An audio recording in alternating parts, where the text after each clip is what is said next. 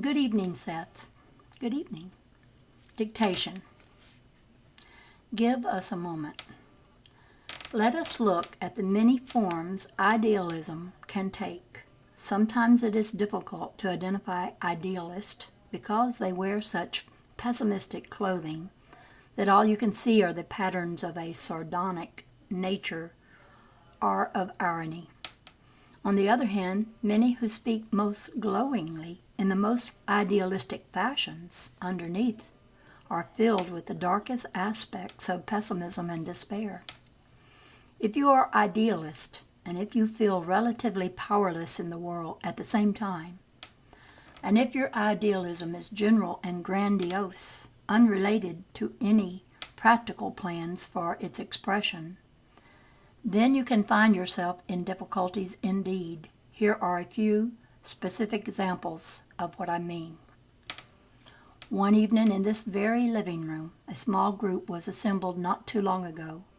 One visitor, a man from another part of the country, began to speak about the state of the nation, largely condemning all of his countrymen and women for their greed and stupidity. People would do anything at all for money, he said. And as his monologue continued, he expressed his opinion that the species itself would almost inevitably bring about its own destruction. He cited many instances of nefarious acts committed for money's sake. A lively discussion resulted, but no countering opinion could enter this man's mind. Roger, let us call him, is an idealist at heart, but he believes that the individual has little power in the world, and so he did not pursue his personal idealism in the events of his own life. Everyone is a slave to the system. That is his line of belief. He took a routine job in a local business and stayed with it for over 20 years, all of the time hating to go to work or saying that he did, and at the same time refusing to try other areas of activity that were open to him because he was afraid to try. He feels he has betrayed himself, and he projects that betrayal outward until betrayal is all that he sees in the social, political world. Had he begun the work of actualizing his ideas through his own private life, he would not be in such a situation. The expression of ideas brings about satisfaction, which then of course promotes the further expression of practical idealism. Roger speaks the same way in any social group, and therefore, to that extent, spreads a negative and despairing aura. I do not want to define his existence by those attitudes alone. However, for when he forgets the great gulf between his idealism and practical life, and speaks about other activities, then he is full of charming energy. That energy could have sustained him far more than it has, however, had he counted on his natural interest and chosen one of those for his life's work. He could have been an excellent teacher. He had offers of other jobs that would have pleased him more, but he is so convinced of his lack of power that he did not dare take advantage of the opportunities. There are satisfactions in his life, however, that prevent him from narrowing his focus even further. If you want to change the world for the better, then you are an idealist. If you want to change the world for the better, but you believe it cannot be changed one whit, then you are a pessimist, and your idealism will only haunt you. If you want to change the world for the better, but you believe that it will grow worse, despite everyone's efforts, then you are a truly despondent, perhaps misguided idealist. If you want to change the world for the better, and if you are determined to do so, no matter at what risk yourself or others, no matter what the risk, and if you believe that those ends justify any means at your disposal, then you are a fanatic. Fanatics are inverted idealists. Usually they are vague, grandiose dreamers whose plans almost completely ignore the full dimensions of normal living. They are unfulfilled idealists who are not content to express idealism in steps one at a time, or indeed to wait for the practical workings of active expression. They demand immediate action. They want to make the world over in their own images. They cannot bear the expressions of tolerance or opposing ideas. They are the most self-righteous of the self-righteous, and they will sacrifice almost anything. Their own lives or the lives of others. They will justify almost any crime for the pursuit of those ends. 2 young women visited Rupert lately. They were exuberant, energetic, and filled with youthful idealism. They want to change the world.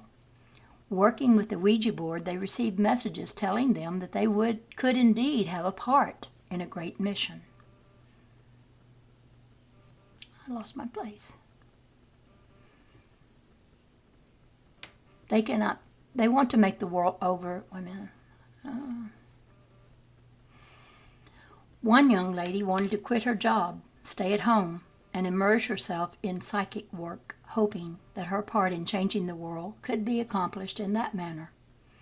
The other was an office worker. There is nothing more stimulating, more worthy of actualization than the desire to change the world for the better. That is indeed each person's mission. You began by working in that area of activity that is your own unique one, with your own life and activities. You began in the corner of an office, or on the assembly line, or in the advertising agency, or in the kitchen. You began where you are. If Roger, mentioned earlier, had begun where he was, he would be a different, happier, more fulfilled person today. And to some extent or other, his efforts on all the other people he has met would have been far more beneficial. When you fulfill your own abilities, when you express your personal idealism through acting it out to the best of your ability in your daily life, then you are changing the world for the better. Our session is late this evening because Rupert and Joseph wanted the beginning of a television movie in which a young woman I will call Sarah appeared as an actress. Sarah wrote Rupert a letter telling him of the movie. Sarah has abilities and she is banking on them, developing them in a practical way. She believes that she forms her own reality. She quenched doubts that she was not good enough to succeed or that it was too difficult to get ahead in show business. The satisfaction of performance leads her to more expansive creativity and to her natural sense of personal power. Through developing those abilities personally, she will contribute to the enjoyment of others. She is an idealist. She will try to bring a greater sense of values to the screen, for example, and she is willing to do the work necessary. A young man from a nearby town came here recently, a highly gifted, intelligent young person. He had not gone to college. He attended a training school, however, and has a fairly technical position in a nearby factory. He is an idealist, giving to great plans for developing novel mathematical and scientific systems. And he is highly gifted in that area. He wants to change the world for the better. In the meantime, he looks with horror and disgust at the older men who have worked there for years, getting drunk on Saturday nights, thinking only of the narrow world of their families. And he is determined that the same thing will not happen to him. He has been called down several times for things that everyone else does, though he protests that no one else is caught. His mood was despondent. At the same time, he did not consider trying to go to college to get a scholarship or whatever, to better his knowledge in the field of his choice.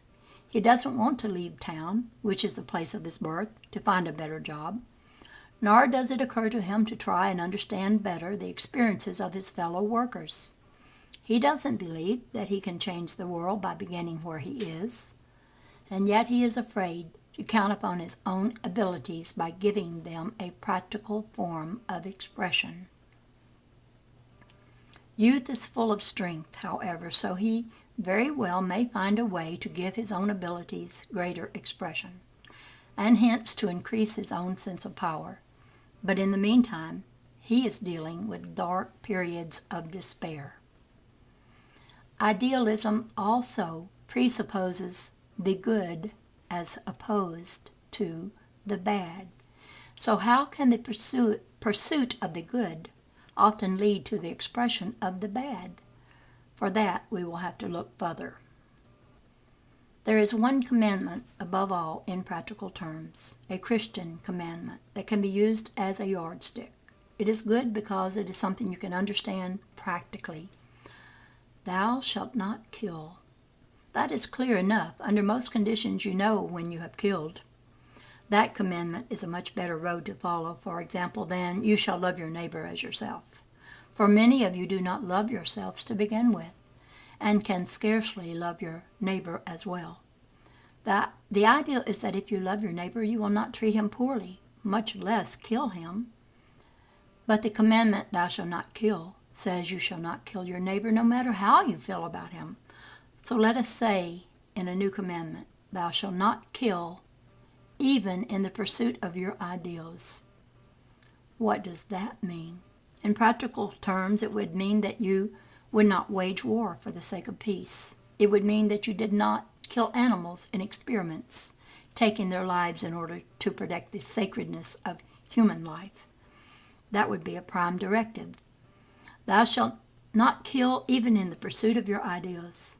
For man has killed for the sake of his ideals as much as he has ever killed for greed or lust or even the pursuit of power on its own merits.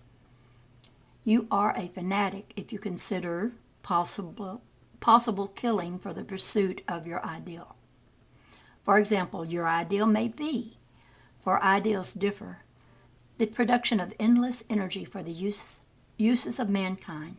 And you may believe so fervently in that ideal, this added convenience to life, that you considered the hypothetical possibility of that convenience being achieved at the risk of losing some lives along the way.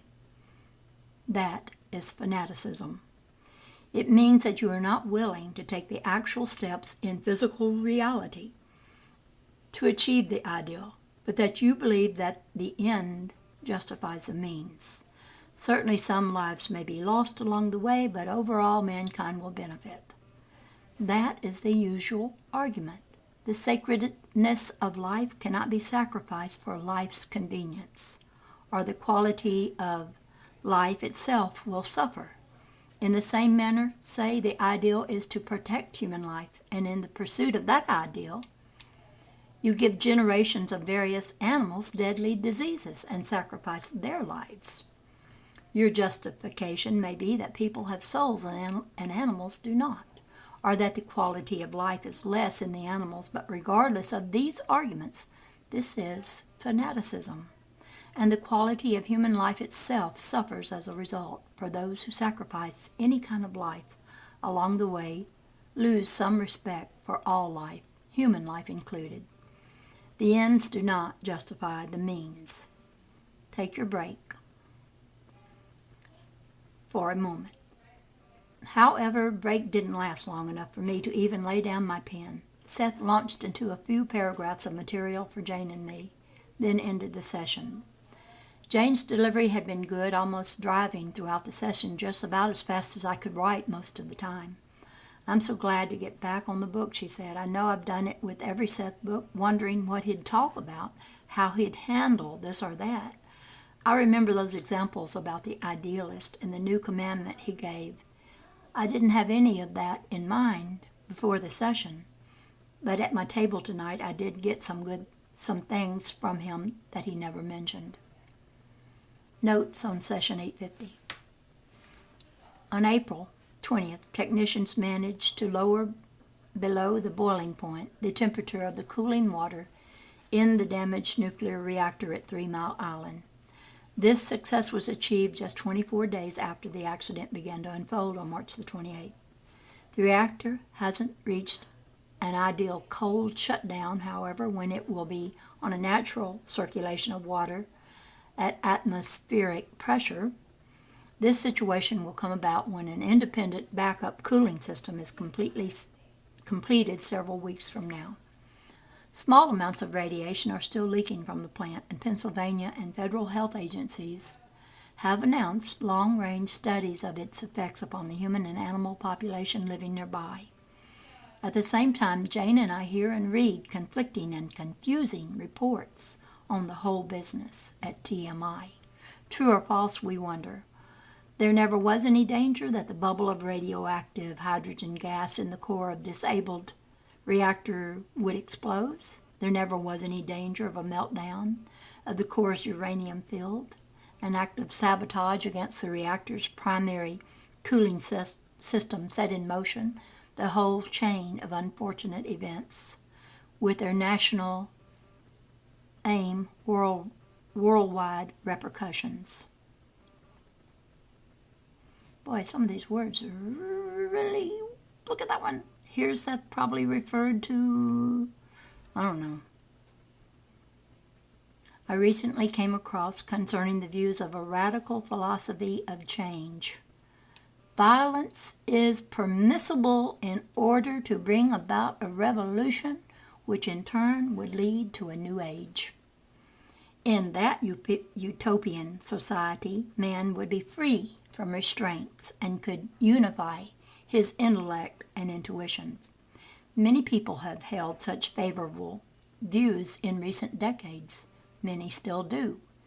We speculated about the inevitable contradictions that would emerge should man ever manage to achieve such an ideal state or society. For, given his always restless and creative nature, he'd immediately start changing his supposed utopia. With some amusement, we also considered the reactions of such radicals should they ever find themselves personally threatened or assaulted through the very permissible violence they would advocate. Seth referred to the way mice, rats, rabbits, and other animals are raised in laboratory captivity to be sold to scientific researchers who conduct experiments with them that would be considered unethical to do in human beings. Mice, for example, are inbred in a sanitized environment for many generations until genetically pure strains are obtained. These ideal models for research into human defects may be born with or develop obesity, various cancers including leukemia, epilepsy, different anemias, muscular dystrophy, and so forth. Some are born as dwarfs, or hairless, or with deformed or missing limbs. Inbred mice are also now used to test human environmental hazards. Session 852. Good evening. Good evening, Seth. When you are discussing the nature of good and bad, you are on tricky ground indeed, for many or most of man's atrocities to man have been committed in misguided pursuit of the good. Whose good? ? Is good an absolute? ? In your area of events, obviously one man's good can be another's disaster. Adolf Hitler pursued his version of the good with undeviating fanatical intent. He believed in the superiority and moral rectitude of the Aryan race. In his grandiose, idealized version of reality, he saw that race set in its proper place as natural master of mankind. He believed in heroic characteristics and became blinded by an idealized Superman version of an Aryan, strong in mind and body. To attain that end, Hitler was quite willing to sacrifice the rest of humanity. The evil must be plucked out. That unfortunate chant is behind the beliefs of many cults, scientific and religious. And Hitler's Aryan kingdom was a curious interlocking of the worst aspects of religion and science alike, in which their cultish tendencies were encouraged and abetted. The political arena was the practical working realm in which those ideals were to find fruition. Hitler's idea of good was hardly inclusive, therefore, and any actions, however atrocious, were justified. How did Hitler's initially wishy-washy, undefined ideas of nationalistic goodness turn into such a world catastrophe?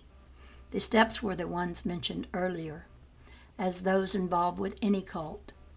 Hitler's daydreams became more and more grandiose, and in their light, the plight of his country seemed worsened with each day's event. He counted its humiliations over and over in his mind, until his mind became an almost completely closed environment in which only certain ideas were allowed entry. And I'm running out of battery, so I'm going to end this one right here and start again.